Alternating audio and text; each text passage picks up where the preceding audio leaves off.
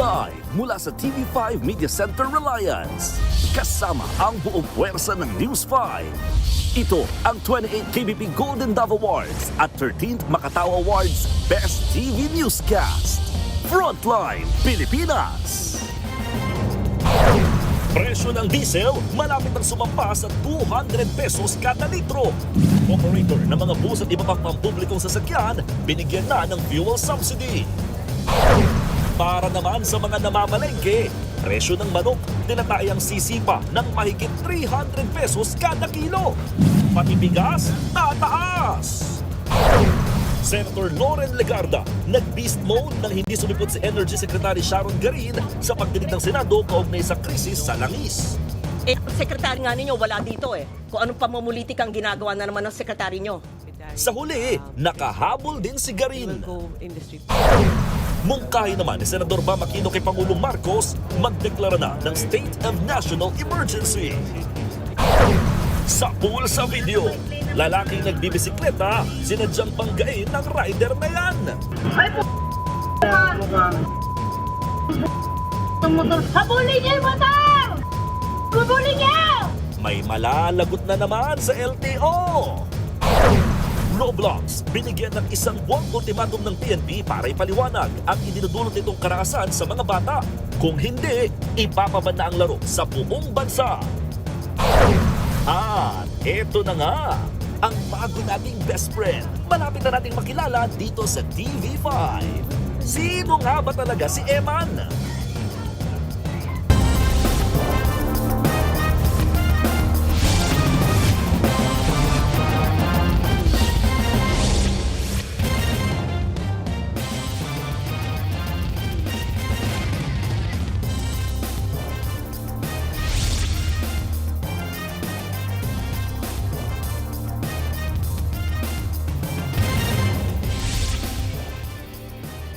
Umarangkada na ang pamamahagi ng fuel subsidy sa mga operator at driver ng bus. 10,000 piso ang natanggap nila pero sapat ba yan sa mahal ng petrolyo?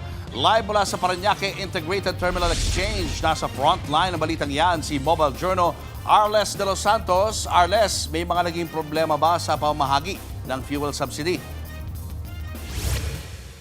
Julius, so far wala pa naman tayo natatanggap na balita na nagkaroon nga ng problema sa pamamahagi ng fuel subsidy mula sa DOTR. Pero aminado ang mga operator, partikular dito sa PITX kung saan personal nga na namahagi si Pangulong Bongbong Marcos na tila kulang at masakit sa bulsa yung patuloy na pagtaas ng presyo ng petrolyo sa merkado kung saan ang mga operator daw mismo ang pumapasa ng mga gastusin para dito. Personal na pinangunahan ni Pangulong Bongbong Marcos kasama si DOTR Secretary Giovanni Lopez ang pamimigay ng 10,000 pesos na fuel subsidy sa mga bus operator kada unit sa Parañaque Terminal Exchange o PITX. Tulong ito sa walang patid na mega price hike. Yung method of payment, lahat ng klaseng method of payment, we can do it via digital payment. Pwede mag-issue ng check-in. Kung talagang kahit cash, pwede pa rin. Pero siguro, mas maginhawa, it's easier, it's more practical. Pag as much as possible, ang gagawin natin ay digital payment.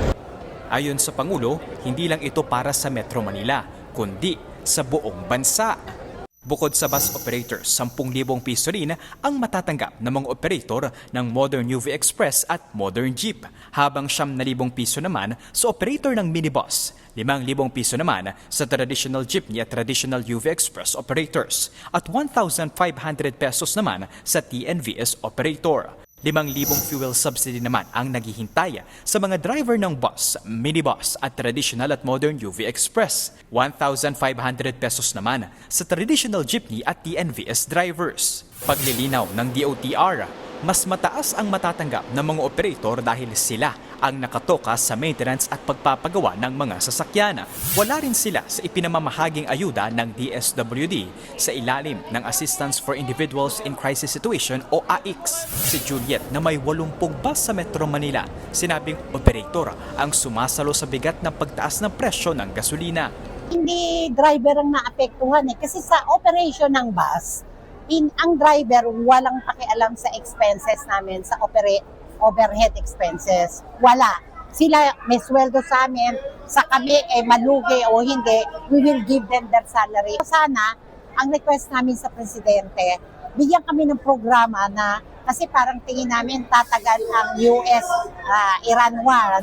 Una nang nagbawas ng biyahe ang mga provincial bus sa BITX dahil lugi raw sila sa mahal ng petrolyo. Sa bahagi ng DSWD, mga TNVS driver ang nakaschedule na bigyan ng ayuda ngayong araw. Ayon sa ahensya, kinuha nila ang mga pangalan na benepisyaryo sa listahan ng LTFRB na mula naman sa mga transport network company.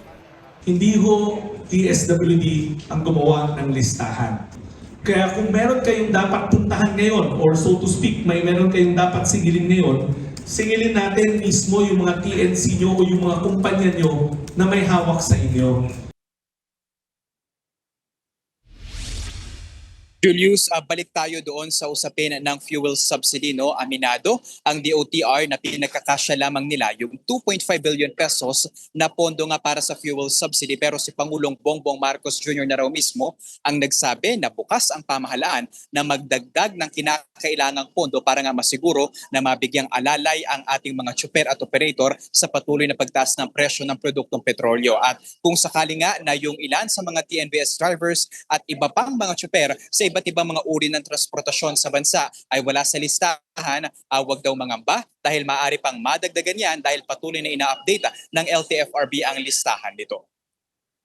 Arles, hanggang kailan mamamahagi ng fuel subsidy ang DOTR? Sa ngayon, Cheryl, first day lamang yung kanilang pamamahagi ng fuel subsidy. Hindi pa definite kung hanggang kailan sila mamimigay, no? Pero at least for today, priority nila no, na mabigay na nga or ma-release yung fuel subsidy ng 216,000 na mga tsuper at operator kung saan sa 2.5 billion pesos na budget, 460 million pesos agad yung mababawas dyan. No? And then kailangan daw abangan ng mga operator at ng mga driver kung kailan naman yung magiging schedule nila para doon sa mga nais na maging cash yung fuel subsidy na kanilang matatanggap. Siyempre, sa pagtutok pa rin sa mga development at updates na ibibigay ng DOTR. Cheryl. Arles, kabilang din sa apektado ng oil price hike ay yung mga airlines na ipinapasa sa mga biyahero ang bigat. Ano ba ang plano ng DOTR sa mga eroplano o sa mga airport? Julius, hindi naman pikit mata no, ang DOTR sa mga pasahero din natin syempre at sa mga airline companies at syempre kahit yung mga sumasakay ng Roro. Kaya binibigyan din nila ng aksyon ang concern na ito, no? Ang pangamba ng publiko syempre no, dahil patuloy at posible pa din yung pagtaas ng pamasahe sa eroplano, gayon din sa mga Roro. Kaya epektibo sa April 1 at 2026 ang CAAP na mismo ay babawasan yung aeronautical fees ng 50%, no? At bababa dito bilang resulta nito ay bababa nga yung passenger service charge or yung mga terminal fees na tinatawag dahil ito din kasama, Julius, no, yung mga eroplano mismo sa mga kumukonsumo ng petrolyo dahil yung jet fuels ay hindi rin naman pero ang halaga nito. No, magbibigay naman ng diskwento yung mga Roro companies, yung mga dumadaong na syempre no, yung mga bahagi ng Philippine Ports Authority o yung mga miyembro nito. At syempre, marami pa daw na mga programa ang pinaghahandaan at pinag-aaralan ang DOTR dahil hindi pa sigurado kung ang pagtaas presyo sa produktong petrolyo ngayong araw ang magiging huling pagsirit ng presyo nito sa merkado. Julius at Cheryl. Maraming salamat, Arles de los Santos. Nabigyan din ng ayuda ngayong araw ang mga TNVS driver. Pero dismayado ang ilan dahil wala sila sa listahan. Live mula sa Quezon City, nasa frontline ng balitang yan, Simon Gualvez. Mon, kumusta ang maghapong pamimigay ng ayuda? Alam mo, Cheryl, hassle na naman. Hindi kasi naging suwabe yung pagkuha ng ayuda ng ilang TNVS driver dito sa Quezon City. Gaya nung nangyari nung nakaraang linggo sa mga tricycle driver, marami pa rin ang wala sa listahan kahit mga legit naman daw silang tsuper ng mga ride-hailing apps. Dinumog at pinilahan ng mga TNVS driver ang mga mesa ng Transport Network Companies o TNC sa Quezon City Circle. Nagtataka kasi ang mga apektadong tsuper kung bakit nawala sila sa listahan ng mga benepisyaryong aayudahan ng DSWD. Karamihan sa kanila, nagmamaneho na ng TNVS magmula pa na mag-umpisa itong mag-operate sa bansa. Tulad na lamang ni Demetrio Cadorna na gagamitin daw sanang pambili ng maintenance na gamot sa puso ang makukuhang 5,000 piso. Masakit isipin na matagal ka na at veterano ka ng driver, pero wala pa rin doon sa master list ng LTFRB yung pangalan ko. Hindi naman po kami mabibigyan ng apps ng Grab kapag hindi kami active. Aminado ang mga tsuper, kaya naman nilang kitain ng ayuda sa araw-araw na pamamasada. Pero malaking tulong daw sana ito, lalo't napupunta na lamang sa petrolyo ang arawang kita nila. Napakatas ng gas. Kahit yung 5K sana yun, kahit 2 araw talaga namin yung gas ngayon, parang maabot ng 2.5 ang gas namin ngayon eh. Wala namang konkretong sagot ang mga tauhan ng TNCs na nasa payout site. Kaya pinalilista na lamang nila ang pangalan ng mga tsuper na nabigo sa cash assistance. Wala po kami idea kung ano po yung nangyari doon eh. Basta po kami, ina-assiste lang po namin sila. Nag-ikot din si LTFRB Chairman Vigor Mendoza sa payout site sa QC. Aminado ang ahensya na hindi raw kumpleto ang listahang isinumite sa kanila ng mga TNC. Merong mga tao na hindi nila sinama na for whatever reason, no, meron siyang filtering process eh. Ang dalagay lang yung mga active list kung tawagin, no. Kami naman, di naman namin hinigi active list. Hinigi lang namin yung lahat ng driver. Anya, kasama rin daw sa mga hindi napabilang sa ayuda ay yung tinatawag na tempo o temporary driver. Ito yung mga na-onboard pero kakulang-kulang na wala pang prangkisa. Gusto namin lahat, regardless. Ang utos ng presidente naman, bigyan lahat eh. Walang maiiwan. Regardless if they're active, not active, paminsan-minsan lang, isama nyo. Mahigit 34,000 pangalan ng TNVS driver ang unang bilang na isinumiting listahan ng LTFRB sa DSWD. Pero 7,000 rito ang inalis ng ahensya matapos makakita ng ilang error sa datos o di kaya'y may duplication. Isa na riyan si Mark Anthony Dantes na personal na lumapit kay Chairman Mendoza matapos mawala sa listahan. Pero dito na lamang nasama na pala siya sa listahan ng mga benepisyaryo para sa delivery service. Nung nasa company pa ako ng Grab Food, so matagal na po yun. So nag-transfer po ako ng TNVS driver ng Grab. So expected ko, mapapasama na po kasi ako dito.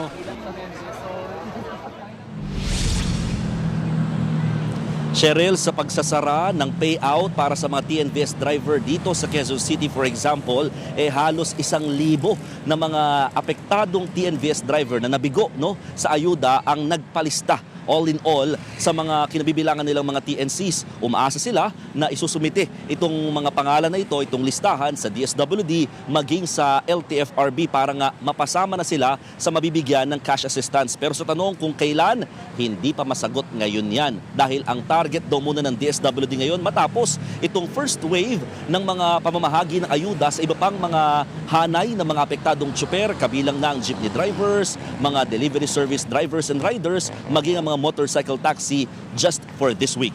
Cheryl. So, Mon, klaruhin lamang natin. Ito, nagmula na nga kay Attorney Vigor Mendoza, di ba, na kahit temporary lang yan, part-time, lahat pwedeng ibigay yung pangalan, yung listahan. So, yung mga hindi nakasama ay sa susunod pa, tatapusin muna lahat yung mga susunod na sa iba pang mga delivery riders bago bumalik na mabigyan itong mga TNVS na nawala sa listahan?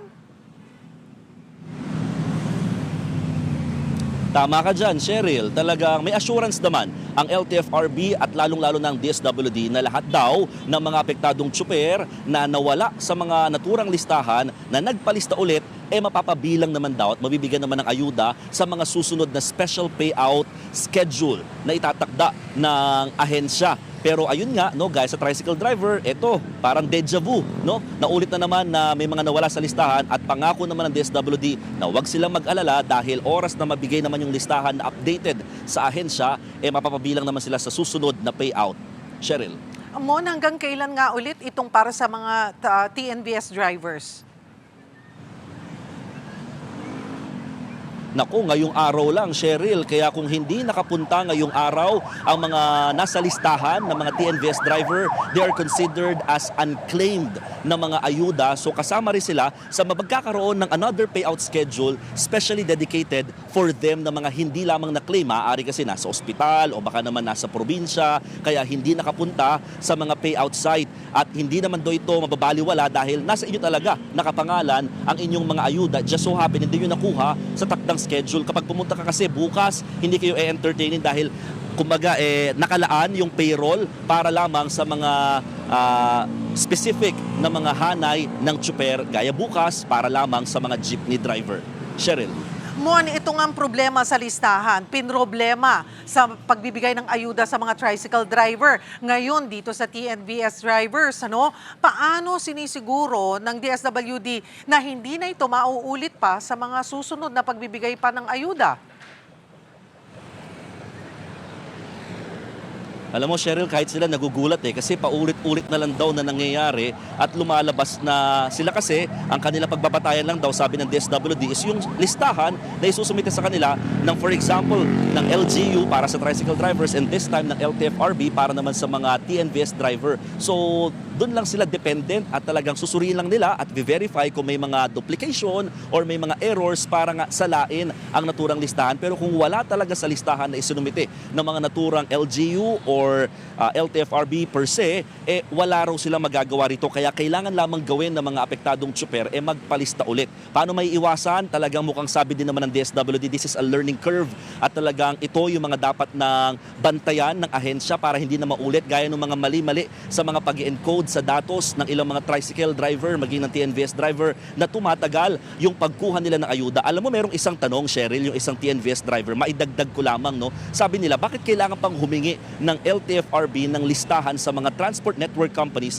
kung meron naman silang listahan na sa ahensya ng mga driver? Pero nilinaw ng LTFRB, ang hawak nila ay listahan ng mga franchise owners. So it depends. May isa kasing franchise na may mga ilang bilang ng mga tsupero. So hindi daw tama na meron na silang listahan talaga ng mga drivers. Ang meron lamang sila ay mga franchise owners. Kaya kailangan pa rin nila ng panibagong listahan para dito sa pamamahagi ng 5,000 pesos na ayuda sa mga TNVS driver. Cheryl. Maraming salamat, Mon Gualvez. Matapos sabihin ng palasyo kahapon na wala pang krisis sa langis, sabi ngayon ng Department of Energy, meron daw tayong temporary crisis sa presyo ng petrolyo. Babala pa ng isang eksperto, mas lalala pa raw ang taas presyo kung maubusan tayo ng supply ng langis. At live mula sa Quezon City, nasa frontline ng balitang yan si Gerard de la Peña. Gerard, kumusta ba ang supply ng petrolyo sa ngayon at hanggang kailan ito tatagal? Alam mo, Julius, ngayon nga ang pagpapatupad ng isa na namang malakihang oil price hike. Pero alam mo, sabi ng Department of Energy, ay may sapat tayong supply ng langis hanggang sa unang linggo ng Mayo. Pero ang tanong dyan, kumusta naman kaya tayo sa ikalawang linggo ng Mayo at sa mga susunod pang buwan? Epektibo na ngayong araw ang panibago na namang serye ng malakihang oil price hike.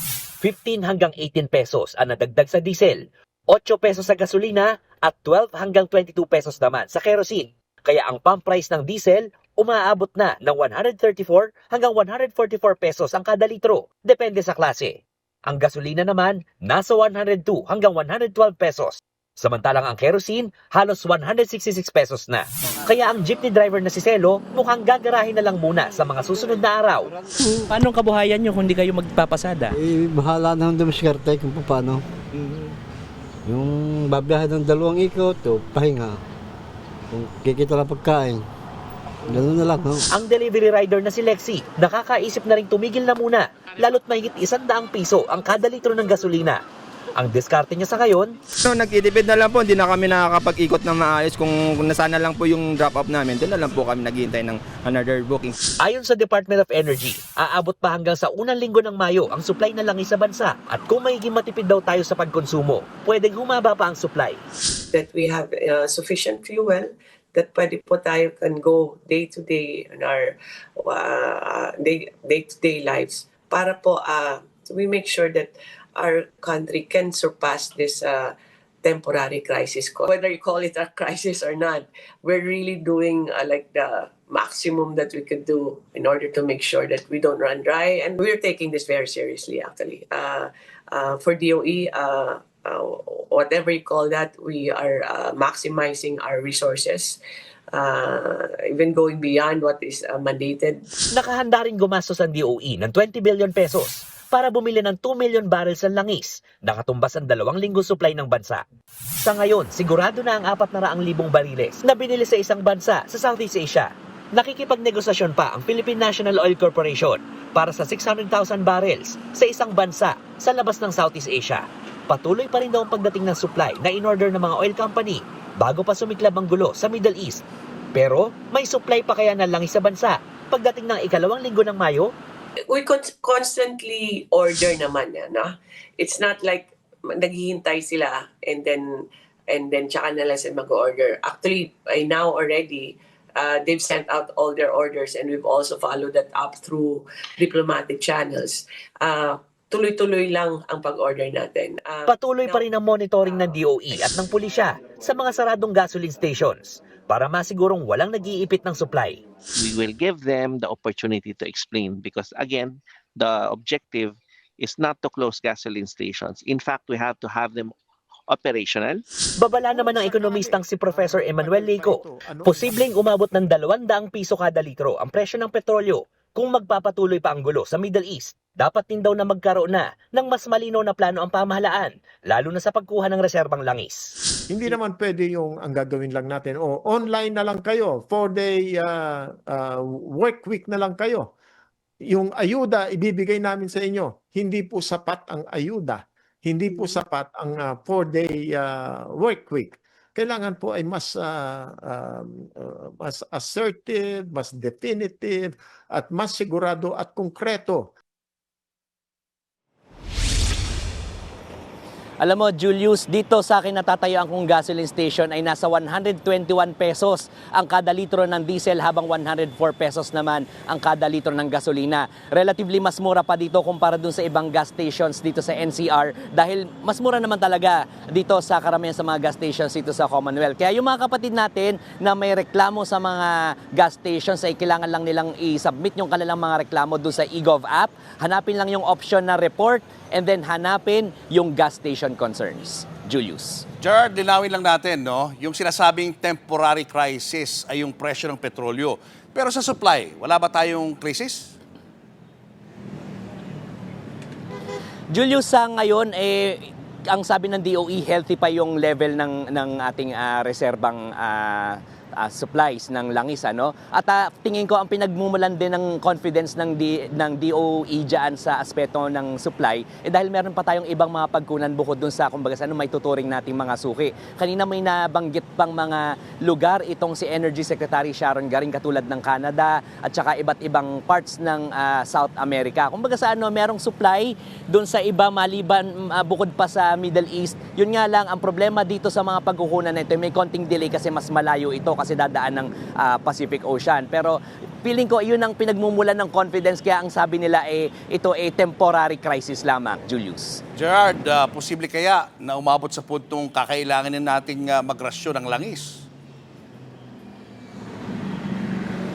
Sa ngayon, Julius, ang sabi ng DOE, hindi pa naman, pero may nababasa tayong mga report na may mga analyst na nagsasabi na baka nga kailangan magrasyon na tayo dahil kailangan i-kontrolin yung consumption nating mga Pilipino sa langis para nga maprolong o mapahaba yung supply natin ng langis. Kasi hanggang ngayon, hanggang first week of May, kung tayo magiging mas matipid, baka raw mas mapahaba pa ito. So, ang suggestion ng ibang mga experts, dapat nga siguro magsimula na tayo magrasyon para mas makatipid tayo, Julius. Maraming salamat, Gerard de la Peña.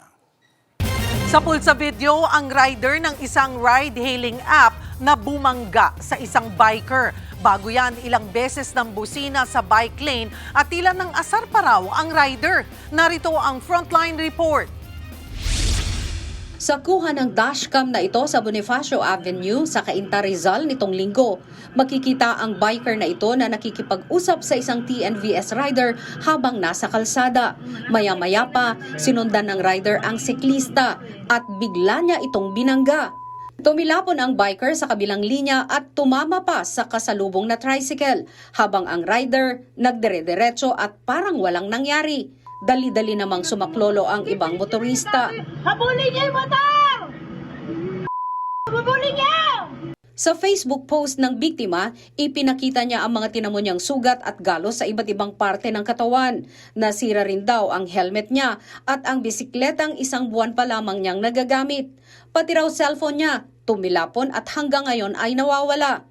Kwento niya sa kanyang post, nasa bike lane daw siya noon nang bigla na lang siyang pagbubusinahan ng motor. Gumilid na lang ang biktima para umiwas sa gulo. Pero tila nang inis pa raw ito dahil hindi pa rin ito umalis ng bike lane at binagalan pa umano ang pagmamaneho. Doon niya kinumpronta ang rider na kalaunay nauwi sa hit and run. Dahil nahagip ng video ang plaka ng motor, ipinatatawag na ng LTO ang rider. Nag-issue kami ng show cause order. Naka-alarm yung motorsiklo niya at suspendido yung ng 90 days yung kanyang license. Ako mismo uupo dun sa hearing. Yung mga ganitong mga pasaway na driver, at dito tinatanggalan na ng lisensya panghabang buhay. Kasi kita mo naman talagang hindi aksidente, nandiyan eh. Paalala rin ng LTO sa publiko, maging alerto at doble ingat sa kalsada. Nagbabalita mula sa Frontline, Margie Bentulan, News 5. Sa pulsa video kung paano sinapak ang isang lalaki sa Cebu. Na bad trip sa kanya ang tricycle driver dahil nakaharang daw sa daan ang biktima. Nasa frontline ng balita si John Aroa ng News 5 Visayas. Tila tatawid ang pedestrian na ito sa kalsada ng Sugtungan Road, Barangay Basak, Lapu-Lapu, Cebu, Sabado ng umaga. Muntik na siyang mabangga ng tricycle pero naiwasan siya. Ilang saglit pa, isang lalaki ang lumapit sa pedestrian at bigla siyang sinuntok. Sa lakas, bumulagta ang pedestrian. Umalis naman ang lalaking nanapak na parang walang nangyari. Napag-alamang siya pala ang driver ng tricycle na muntik makabangga sa biktima. Natunto ng News 5 ang bahay ng biktima na si Renanti Traya, isang construction worker. Namamaga pa ang kaliwang pisngi niya. Ilang araw na raw siyang di nakakapagtrabaho dahil sa nangyari. Wala naman akong malay. Sabi niya sa akin na nagkaano sila sa yung misis ba, nagkasagutan sila. Tapos sabi ko, bakit ako sinuntok mo? Wala naman akong kasalanan sa iyo. Naburigo na siguro siya ba? Medyo nakaharang ko kunti, pero pwede naman siya maumuwias. Dapat busina siya. Ang tricycle driver na si alias Mike naaresto sa tulo ng mga tanod at residente. Aminado ang suspect na inis siya sa biktima dahil paharang-harang ito sa kalsada. Hindi ko na kasi masagasan yung paan niya, tapos yung pasayro ko, nauntog yung ulo nila, kaya nainis ako. Sabi ko, di pa ako bumababa sa tricycle, sinabihan ko yung lalaki na, sabi ko, dumaplane ka ng maayos. Hindi na magsasampa ng kaso ang biktima pero hiling niya na sagutin ng driver ang gasto sa pagpapagamot niya. Nagbabalita mula sa Frontline, John Arua, News 5, Visayas! Arestado na ang gunman sa pagpatay sa dating security escort ni Manila Mayor Isko Moreno.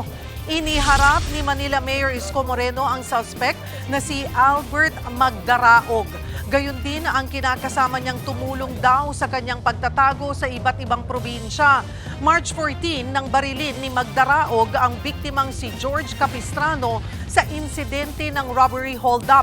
Nasa pulpa yan sa CCTV. Inamin ni Magdaraog ang krimen pero itinuro niya ang nauna ng sumuko na rider na mastermind. Nagtago raw siya dahil sa takot ng malaman na retiradong pulis pala ang kanilang napatay. Napag-alamang may mga nakabimbing warrant at dati na ring inaresto ang suspect dahil sa kasong theft. Sasampahan siya ng mga kaukulang kaso habang mahaharap sa obstruction of justice ang kanyang kinakasama. Hindi po namin kilala si Tata George Capistrano. Nakita lang po namin na may suot po siyang alahas. Nakasalubong po namin, tapos sinundan po namin. Bubunot po siya, tapos tumasa po agad ng baril. Pinutokan ko po agad, wala po sa plano yun eh. Yung nalaman po namin may baril, doon po kami naalaman na putokan po eh. Dati ang papalo sa higit 300 pesos ang kada kilo ng manok sakaling lumala ang gyera sa Middle East. Ang bigas naman nagbabadyaring magmahal. Live mula sa Muñoz Market, nasa frontline ng balitang yan si Mobile Journal Fatima Baduria. Fatima, magkano na ba ang presyuhan dyan?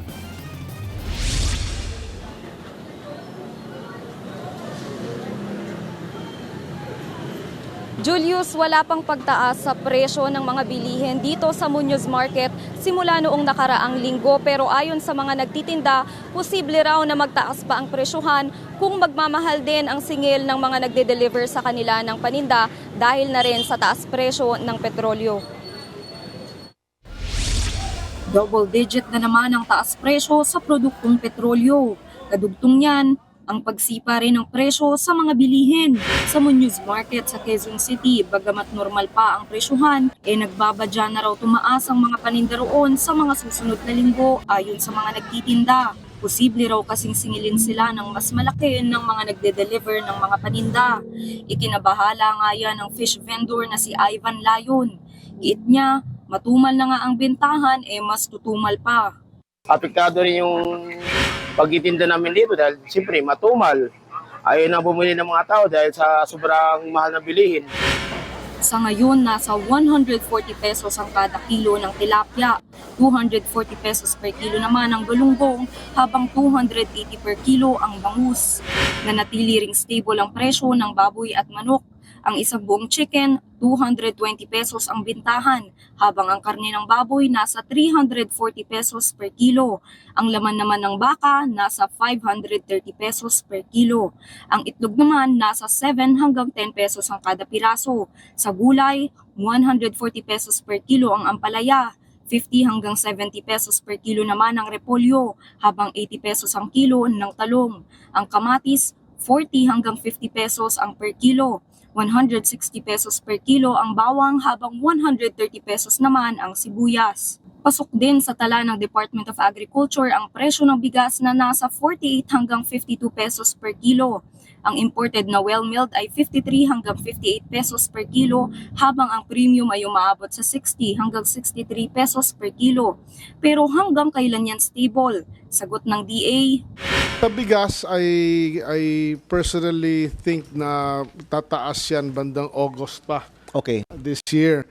Ang baboy hindi tataas for the moment dahil maraming imported baboy sa cold storages. Pag tiningnan po natin yung worst case scenarios, pinakamalaki pong gagalaw dyan relative sa retail is yung chicken. From 200 pre-conflict, 200 pesos po per kilo, it will shoot up around 324 pesos per kilo po. Sa panayam ng programang The Big Story ng One News kay DTI Secretary Cristina Roque, sinabi niyang walang price increase sa bansa sa loob ng isang buwan. For now, there is no price increase for basic necessities and prime commodities for 30 days. So the 30 days ends on April 16. But we are in constant talk with manufacturers and the industries, and for some, they can extend it to 60 days. Sapat din daw ang supply ng pagkain sa bansa. Para sa mga nahihirapang negosyante, meron daw loan ang ahensya para makatulong sa oras ng krisis. Samantala, may suggestion naman si Senator Loren Legarda.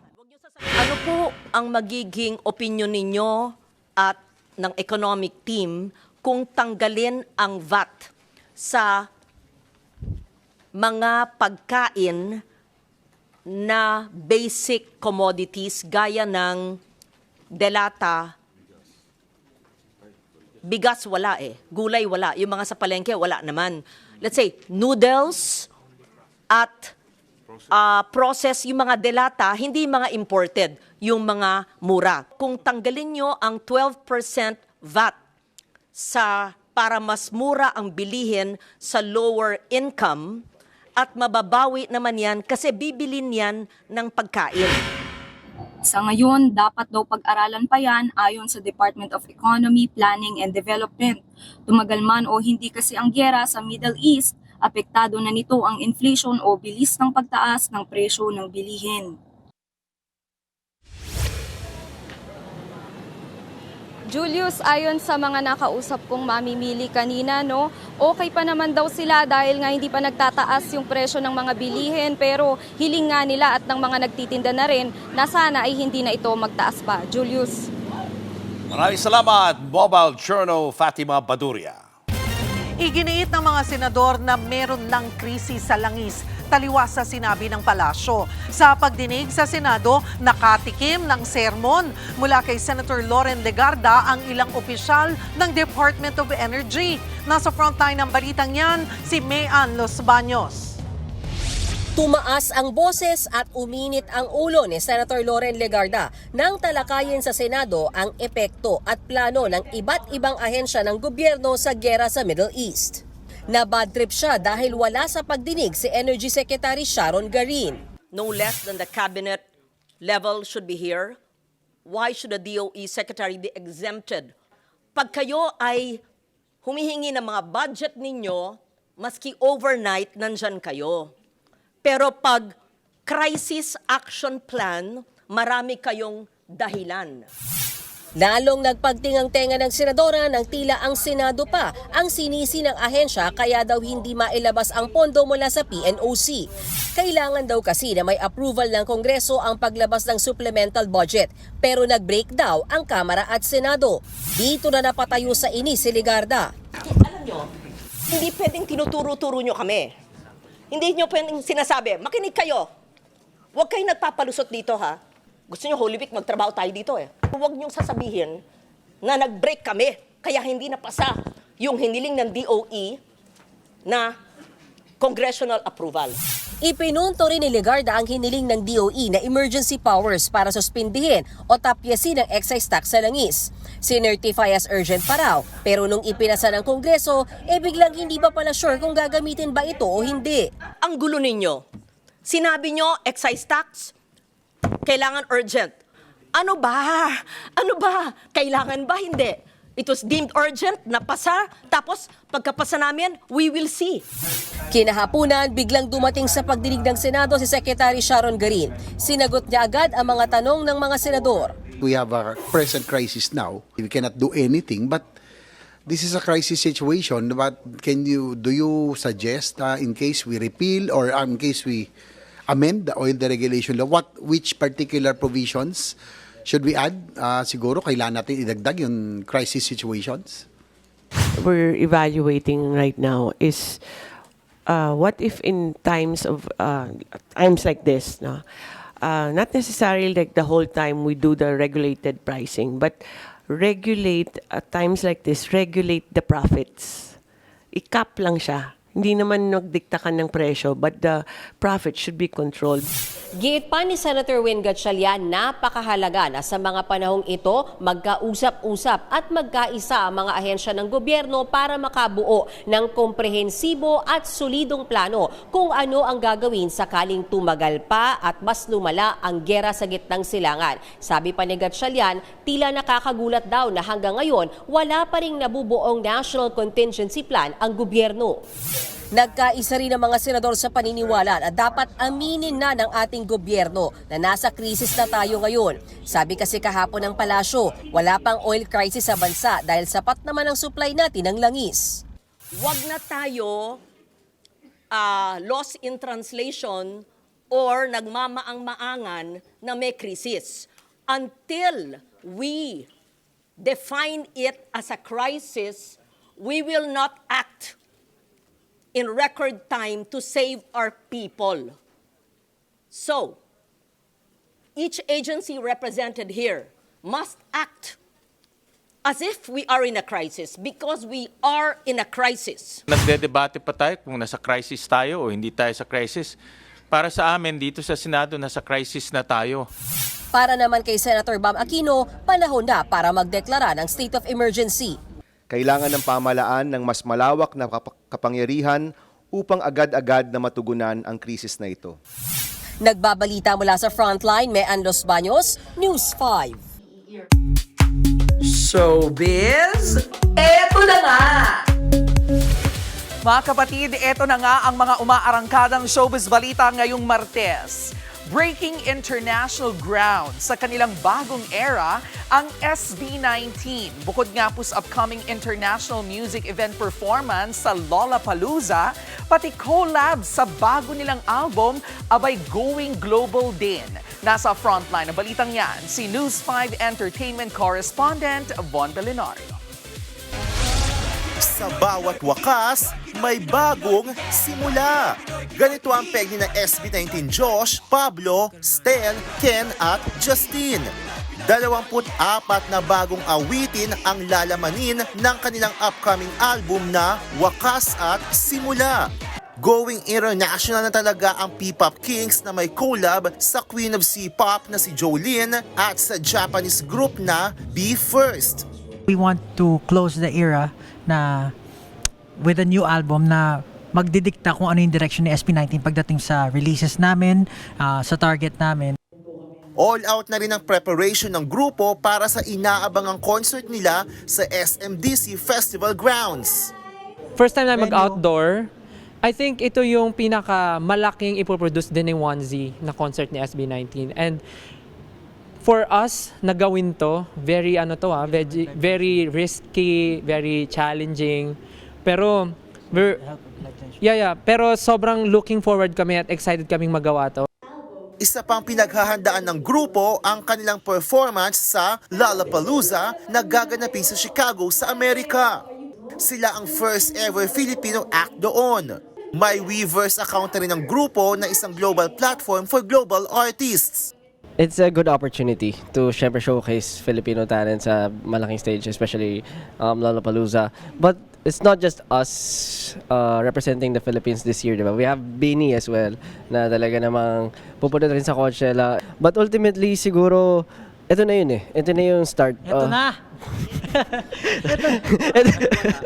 Ito yung nagwala. Pero ito na yung start talaga ng change na sinasabi nga natin. Na parang, we're getting there. We're getting the breakthrough. We have the opportunity. Abangan sa March 27 ang release ng Wakas at Simula album ng SB19 under Sony Music Entertainment. Nagbabalita mula sa Frontline, Von Belinario, News 5. Susunod, karera ng mga motorsiklo na uwi sa disgrasya.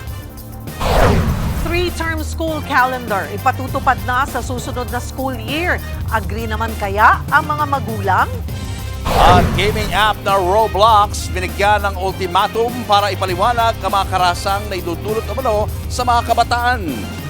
Abangan ang lahat ng yan sa pagbabalik ng Frontline Pilipinas.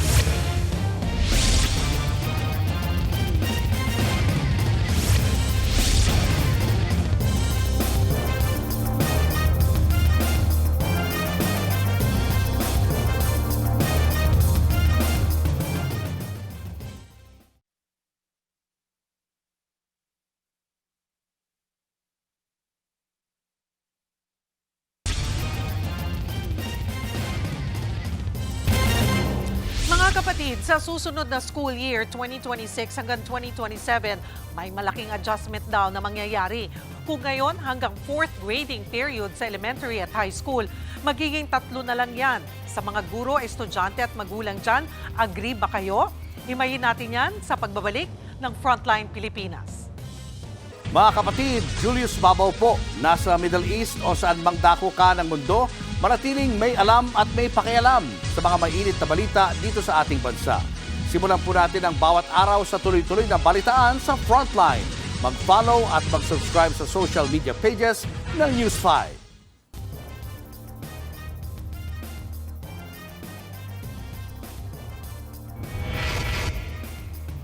Papasok lang pong balita, kasalukuyang may aberya sa MRT3. Stranded ang mga pasahero sa iba't ibang estasyon dahil na-delay ang mga tren. Ayon sa DOTR, may technical issue mula sa Taft Avenue hanggang sa Magallanes Station. Kasalukuyan na rin niyang kinukumpuni. Patay ang isang motor taxi rider sa Cebu City matapos madisgrasya. Ang biktima na damay lang pala sa mga nagkakarerang motorsiklo. Narito ang Frontline Report. Matutulin ang takbo ng mga motorsiklong ito kahit nasa intersection sa bahagi ng Barangay Lahug, Cebu City Lunes ng madaling araw nang biglang magsipagsemplangan ang 3 sa kanila. Ang isang motorsiklo tumilapon pa ng ilang metro. Maya-maya bumalik ang grupo ng mga rider para tingnan ang disgrasya. Ang ilan, hinawakan pa ang mga nakahandusay na rider para alamin ang kanilang lagay. Pero imbes na tulungan, umalis ang mga rider at pinabayaan ang mga biktima. Sa cellphone video na ito, makikita ang nagkalat na bahagi ng mga nasirang motorsiklo. Dead on the spot ang isa sa mga rider na kinilalang si Ivan Avila, 35 anyos. Ayon sa investigasyon, motor taxi rider ang biktima at nadamay lang sa nagkakararahang grupo. Mabilis ang kanilang takbo. Yung ikalawang motorsiklo ay nag-counterflow. Kaya kahit nag-signal na ang biktima, nabangga pa rin siya dahil nasa kabilang lane o counter lane ito. Ayon sa barangay, madalas ang karerahan sa kanilang lugar. Sobrang bilis talaga nila magpatakbo tuwing madaling araw sa ganong oras para talaga silang nagkakarera dahil marami sila. Umabot ng 8, talagang marami sila. Bukod sa nasawi, sugatan ng isang rider at angkas mula sa grupo ng mga nagkakarerahan. Nasa kustodiya na ng Cebu City Police ang sugatang rider at mahaharap sa reklamong reckless imprudence resulting in homicide and damage to property. Sumuko naman ang isa pang minor na sangkot din sa disgrasya. Nakatakda siyang i-turn over sa DSWD. Patuloy pang pinag-ahanap ang iba pang sangkot sa insidente. Nagbabalita mula sa Frontline, Ana Cruz, News 5 Regional. Huwag nang ituloy ang 3-term school calendar. Yan ang hiling ng ilang grupo dahil hindi naman daw nito nasolusyonan ang totoong problema sa edukasyon. Nasa Frontline na balitang yan si JC Cosico. Ang dating 4 na grading period sa mga pampublikong paaralan magiging 3 na lang sa school year 2026 to 2027. Agree ba dyan ang mga magulang? Maganda po yan, sir. Para mga bata po, para matuto po maigi po. Kasi po, yung iba po kasi, hindi talagang matututunan ng magulang nila sa pag-aaral po nila. Parang nalilito na yung mga estudyante kung nadagdagan, tapos biglang nabawasan. Tingnan natin kung anong mangyayari, kung mahihirapan bang mas lalo o mapapa-okay ba? Sa ilalim ng 3 grading system na inaprobahan ni Pangulong Bongbong Marcos, June hanggang September ang first grading period, September hanggang December ang second grading period at January hanggang March ang third grading period. Magkakaroon daw ng break sa pagitan ng bawat term. Layon ng bagong polisiya ang tuloy-tuloy na pag-aaral ng mga estudyante sa kabila ng class suspensions dahil sa mga kalamidad gaya ng bagyo at iba pang national event. Sang-ayon dyan ang DepEd dahil sagot ito sa problema ng nababawasang school day sa lumang sistema ng school calendar. Ayon naman sa ilang grupo, malaking adjustment na kailangan nilang gawin para sa 3 grading period, partikular sa paghahanda ng lesson plan. Ngarag kami nito kung paano namin tatanggapin yung bagong polisiya na kailangan naming sundin. May mga forms na kailangang gawin na naman. Dati kasi nakadivide siya into 4. Pagkatapos ngayon, magiging 3 na lang. So, bago na naman yung gagawin ni teachers. Batid naman daw ng grupong Teachers Dignity Coalition ang alok na solusyon. Pero kailangan pa rin daw ang malinaw na plano, sapat na suporta at makabuluhang partisipasyon. Giit naman ng grupong Alliance of Concerned Teachers, hindi nito nasolusyonan ang totoong problema sa edukasyon, gaya ng kulang ng mga classroom at mababang sahod ng mga guro at iba pa. Hilong-hilo na talaga kami, no, dito sa mga pabago-bago. Ito ba yung bagong Pilipinas, no? Kung naman dapat unahin yung mga basic na kailangang punan sa eskwela. Hiling pa nila sa DepEd, wag nang ituloy ang 3-term school calendar. Pero giit ng ahensya, ang paghahati sa 3 grading period ay bahagi ng mas malawak na reforma sa basic education. Kasama pa rin daw dito ang pagtatayo ng mga classroom at iba pang programang makakatulong sa mga estudyante. Nagbabalita mula sa Frontline, JC Cosico, News 5. Dumadaing na rin ang mga delivery truck driver sa pagsipa ng presyo ng diesel. Live mula sa Maynila, nasa Frontline ng balitang yan si Ian Suyo. Ian, paano na ngayon ang biyahe ng mga delivery truck driver? Cheryl, alam mo, sa gitna nga ng tuloy-tuloy na pagtaas ng presyo ng gasolina at ng mga produktong petrolyo, talagang bugbog sarado na pati yung mga miyembro ng trucking industry dito sa ating bansa. Kaya nga ang hinihiling nila panibagong pagtaas ng presyo sa kanilang serbisyo. Ayon nga sa Confederation of Truckers Association of the Philippines o CTAP, nahihirapan na silang i-maintain yung kasalukuyang pricing para sa kanilang serbisyo. Una na raw silang humingi ng 30% increase sa kanilang mga kliyente, pero hindi pa man yan aprobado, humihirit na sila ng panibagong dagdag na 20%. Ibig sabihin yan, magiging 50% na yung kabuuang increase na hinihiling nila. Kaya in example, kung dati 10,000 pesos ang bayad sa isang delivery, baka sumipa na yan ngayon sa 15,000. Ngayon pa lang, ramdam na raw nila ang pagbagal ng kanilang deliveries dahil sa sumisipang presyo ng diesel sa mahigit 100 piso na ang kada litro. Ang pinaka-apektado dyan, yung mga driver at pahinante dahil nababawasan yung biyahe nila. Pakinggan natin yung kanilang naging pahayag kanina. Matumal po eh. Opo, sobra. Mga sa isang linggo, 2 times, 3 times. 4, 5 gano'n. Isang linggo. Dati? Mga 9, 10. Ay sa minimum mga araw mo, pagkano minimum ngayon? 600 plus. Ay kung mabawasan 200, ang mga 200, wala ka lang iuwi. That would be equally 50% from the base pay before at 60 peso, and more or less 60 peso price of diesel. Sana lahat ng aming mga kliyente maintindihan nila yung situation at mapagbigyan kami so that we can continuously serving them.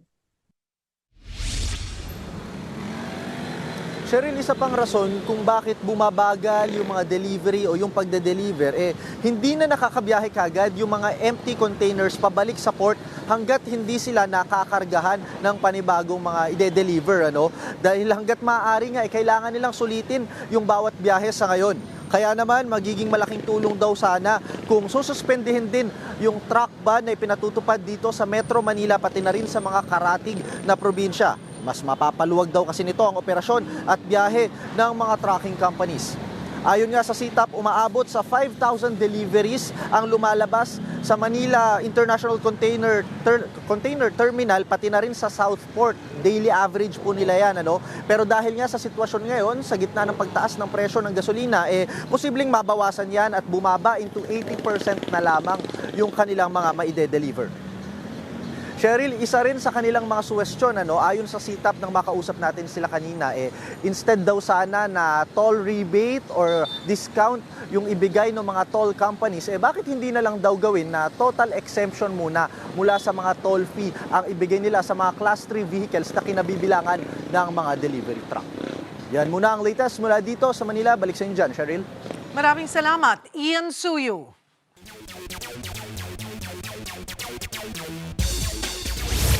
Natapos na ang kampanya ni Pinay tennis sensation Alex Ayala sa Miami Open. Nabigo si Alex kontra kay Czech star Karolina Muchova sa round of 16. Dominant sa buong laro si Karolina. Nasweep niya ang first set habang 2 games lang ang naipanalo ni Alex sa second. Umakyat pa sa 12 laro ang losing streak ni Alex kontra sa mga players ng Czech Republic. Bigo rin si Alex na mapantayan ang kampanya niya sa Miami Open last year kung saan umabot siya ng semifinals. Sunod namang sasabak sa clay court si Alex sa Linz Open sa Austria. Magsisimula ang tournament sa April 6. Susunod, online game na Roblox binigyan ng ultimatum para hindi pagbawal sa bansa. At 3 taong gulang na lalaki na sakay ng motor sugatan sa hit and run.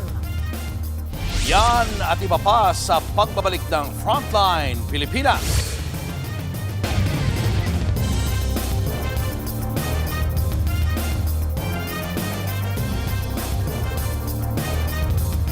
Mga kapatid, Julius Babaw po. Nasa Middle East o sa amang dako ka ng mundo, manatiling may alam at may pakialam sa mga mainit na balita dito sa ating bansa. Simulan po natin ang bawat araw sa tuloy-tuloy na balitaan sa Frontline. Mag-follow at mag-subscribe sa social media pages ng News 5.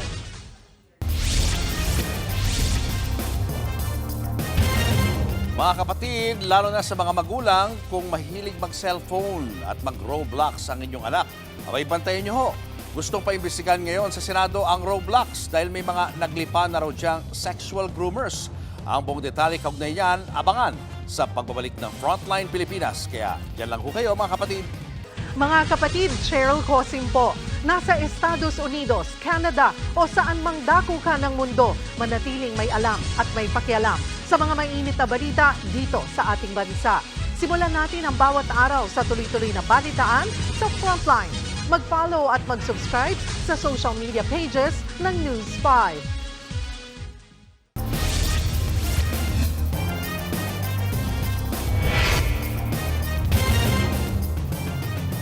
Kapapasok lamang pong balita, idiniklara na ni Pangulong Bongbong Marcos ang State of National Energy Emergency na tatagal ng 1 taon. Kasunod yan ng tumataas na presyo ng langis, bunsod ng giyera sa Middle East. Binigyan ng ultimatum ng otoridad ang online game na Roblox para sagutin ang issue tungkol sa child exploitation. Kung walang marinig na paliwanag, posibleng ipagbawal na ang Roblox sa Pilipinas. Nasa frontline ng balitang yan si Brian Castillo. Sa isang operasyon ng PNP Anti-Cybercrime Group, nailigtas sa Laguna ang 7 estudyante na nabistong nagplano umunong gumawa ng karahasan sa loob mismo ng kanilang eskwelahan noong 1 linggo. Sa investigasyon, lumabas na nahikayat silang gawin ito sa pamamagitan ng online game na Roblox. Sabi ng PNP ACG, na-expose online ang mga estudyante sa nihilistic violence extremism o ang paniniwalang tama ang paggamit ng karahasan dahil wala namang saysay ang moralidad at batas sa buhay ng tao. Dahil sa nangyaring ito, pinag-aaralan na ng Cybercrime Investigation and Coordinating Center o CICC na patawan ng ban o ipagbawal na sa bansa ang gaming app na Roblox. Lalo't napag-alaman din nila na nagagamit din ngayon ng Roblox sa sexual predation, grooming, at iba pang pang-aabuso sa mga minor de edad. We tried the platform itself. Nakapag-register kami as children. Tapos nung nilalaro namin yung mga children games na to na designated for 7 years old, nakakita tayo ng mga mature contents about sexual activities na hindi dapat para sa mga bata. Tapos nagagamit din to, yung chat function na to lure children into sending pictures or videos. Binigyan ng CICC ang Roblox ng ultimatum na hanggang sa katapusan ng buwan para magpaliwanag at itama ang mga isyong kinakaharap nila. Tila nagiging hunting ground na raw kasi ito ng mga individual at grupo na nagbabalak ng masama, kabilang na ang mga pedophile at drug traffickers. Oras na bigong sumunod ang Roblox sa deadline. Agad daw na makikipag-ugnayan ng CICC sa mga telco at app stores para masigurong mawawala ng access dito ang mga kabataang Pilipino at hindi na ito magagamit sa bansa. Nahaharap na rin sa kabi-kabilang reklamo ang Roblox sa ibang bansa gaya ng Amerika. Ang PNP, mas pinaigting ang monitoring sa mga online gaming application para matukoy kung ginagamit ang mga ito sa mga gawaing kriminal. Naghain naman ng resolusyon si Senator Risa Ontiveros para imbestigahan ng Senado ang Roblox at iba pang online gaming platform laban sa posibleng banta sa kabataan. Sa ngayon, wala pang opisyal na pahayag ang Roblox. Nagbabalita mula sa frontline. Brian Castillo, News 5. Inilabas na ng Premier Volleyball League ang listahan ng mga nangunguna sa voting para sa All-Star Game na gaganapin sa Mayo. Nangunguna para sa Team Heart si Creamline Coal Smashers Team Captain Gia de Guzman. Leading para sa outside hitter position sina Bella Belen ng Capital One at teammate ni Gia sa Creamline na si Eliza Valdez. Si Aragalang naman ang nangunguna ngayon sa opposite spiker position. Posible rin nilang makasama sina Janet Panaga bilang middle blocker at Justin Hazareno sa libero position. Si veteran setter Kim Fajardo naman ang early leader ng Team Hustle. Sina Bernadette Pons at Brooke Van Sickle ang leaders para sa outside hitter position, habang si Tots Carlos ang posible nilang maging opposite spiker. Sina Mika Reyes at Kath Arado naman ang top candidates sa middle blocker at libero position. Makakaboto pa ang fans hanggang April 11 sa official website ng PVL. At yan muna ang latest sa frontline ng sports. Ako po si Denise Tan. Susunod, batang sakay ng kanyang tatay sa motor, sugatan sa hit and run. At Iran itinangging may negosasyon sa Amerika. Tinawag yang fake news. Tutok lang mga kapatid, magbabalik pa ang Frontline Pilipinas.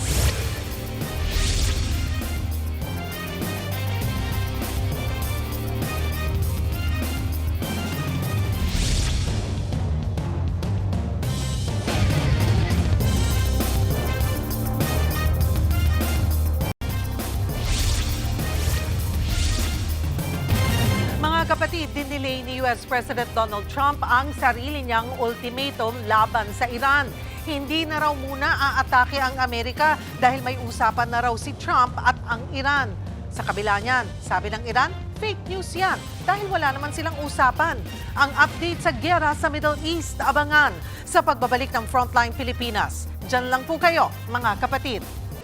Mga kapatid, Cheryl Cosim po. Nasa Estados Unidos, Canada o saan man dako ka ng mundo, manatiling may alam at may pakialam sa mga maiinit na balita dito sa ating bansa. Simulan natin ang bawat araw sa tuloy-tuloy na balitaan sa Frontline. Mag-follow at mag-subscribe sa social media pages ng News 5.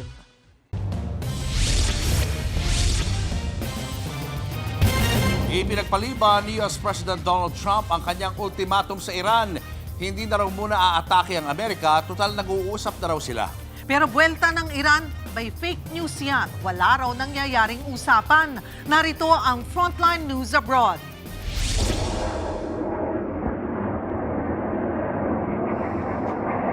Inuulan ng airstrike ang Israel.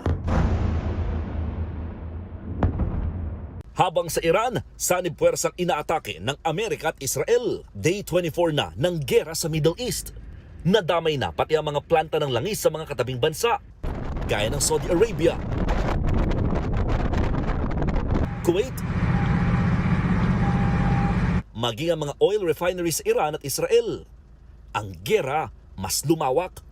Sira ang mga establishmento, wasak din pati ang ekonomiya. Magastos ang gera. Ang Amerika na isa sa nag-utos sa pag-atake sa Iran, naglabas ng tinatayang $11.3 billion o 632.8 billion pesos. Take note, sa loob lamang ito ng unang 6 na araw ng gera. Bawat isang Tomahawk missile ng Amerika katumbas ng $3.5 million o 196 million pesos. Sa loob ng 6 na araw, higit 300 ang pinakawalan ng Amerika. Katumbas niyan, $1.2 billion. Bukod pa mga ammunition, offensive strike at combat infrastructure. Hindi rin kasama dyan ang mga nagdaang araw. Noong nakaraang linggo, humingi na ng karagdagang pondo ang US Department of Defense ng $200 billion para sa gera. Walang idineklara ang Israel at Iran kung magkano na ang pinsala at inilalabas sa bakbakan. Hindi pa rin nagbibigay ng halaga ng pinsala ang nadamay na Gulf countries. Pero isa sa pinakamalaking epekto ng gera, ang supply ng petrolyo. Bukod sa nasirang ilang planta, sarado ang Strait of Hormuz na siyang dinaraanan ng mga oil tanker para mag-deliver ng langis. Ang epekto niyan, sumipa na sa $101 hanggang $104 o higit 6,000 pesos ang kada bariles ng presyo ng Brent crude na siyang basehan ng presyo ng langis sa world market. Kahit ang Amerika na siyang #1 world's largest oil producer, tinamaan ng sumisipang presyo.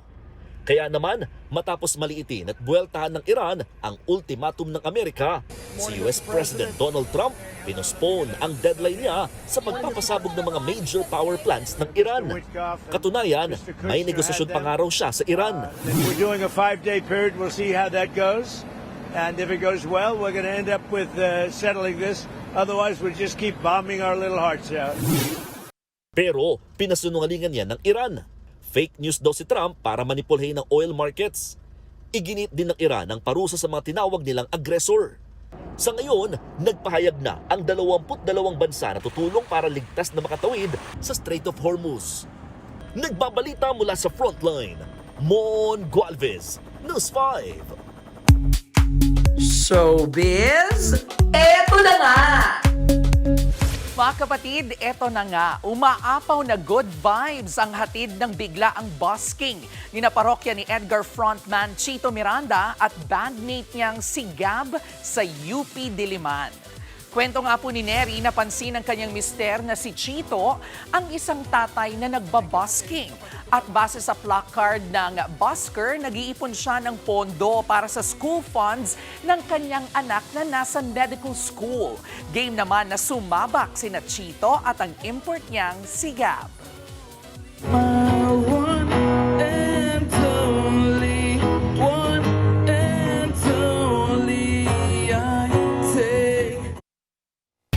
Susunod, batang sakay ng kanyang tatay sa motor, sugatan sa hit and run. Tutok lang mga kapatid, magbabalik pa ang Frontline Pilipinas.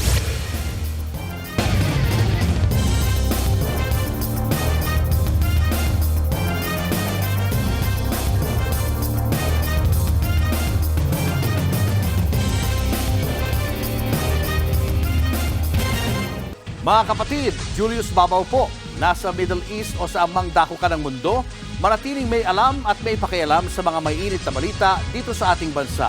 Simulan po natin ang bawat araw sa tuloy-tuloy na balitaan sa Frontline. Mag-follow at mag-subscribe sa social media pages ng News 5. Mga kapatid, nagdeklara na ng National State of Energy Emergency si Pangulong Bongbong Marcos. Dahil pa rin po yan sa tensyon sa Middle East na banta sa supply ng langis. Kapag sinabing State of Energy Emergency, ibig sabihin may banta sa kakulangan ng enerhiya. Kaya pwedeng magpatupad ang pamahalaan ng agarang hakbang tulad ng pagtitipid sa kuryente, pagkontrol sa supply at mas mahigpit na monitoring. Kasabay nito, binuo ang Uplift Committee na pamumunuan ng Pangulo. Sila ang magbabantay sa supply ng langis, pagkain at iba pang essential goods. Sisiguruhin nilang tuloy-tuloy ang serbisyo sa publiko at mapoprotektahan ang mga pinakaapektadong sektor. Layunin nitong hindi lang maiwasan ang krisis kundi mapanatiling umaandar ang ekonomiya.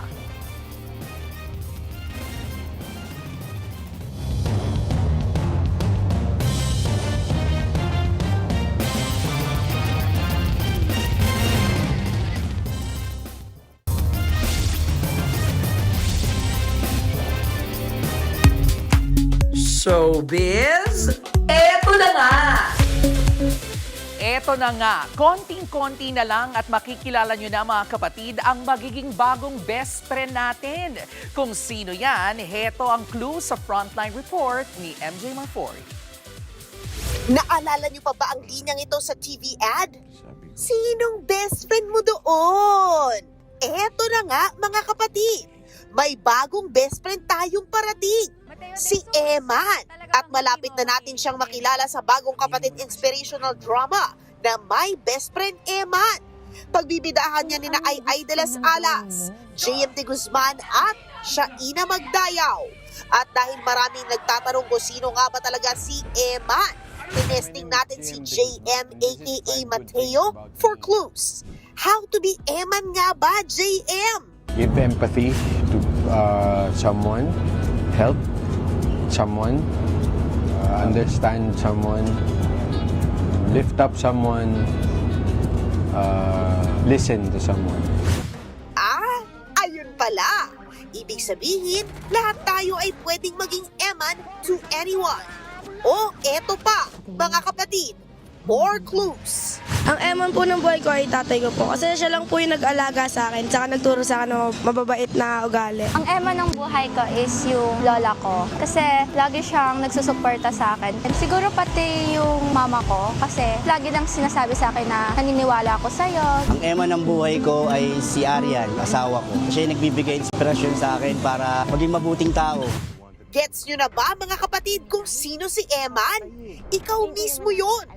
Dahil lahat tayo ay may kapasidad na maging best friend at eman ng ating kapwa.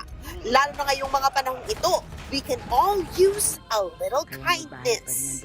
Mga kapatid, abangan po natin My Best Friend Eman. Malapit na dito sa TV5. Nagbabalita mula sa Frontline, MJ Marfori, News 5. At yan nga po ang ating mga showbiz update ngayong Martes. See you tomorrow mga kapatid. Ako po si Jervy Rice.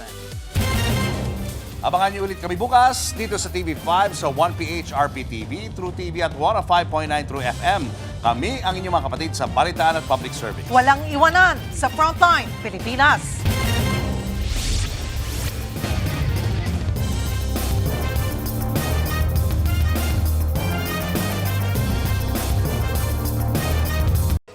Mga kapatid, Cheryl Cosing po. Nasa Estados Unidos, Canada o saan man dako ka ng mundo, manatiling may alam at may pakialam sa mga maiinit na balita dito sa ating bansa. Simulan natin ang bawat araw sa tuloy-tuloy na balitaan sa Frontline. Mag-follow at mag-subscribe sa social media pages ng News 5.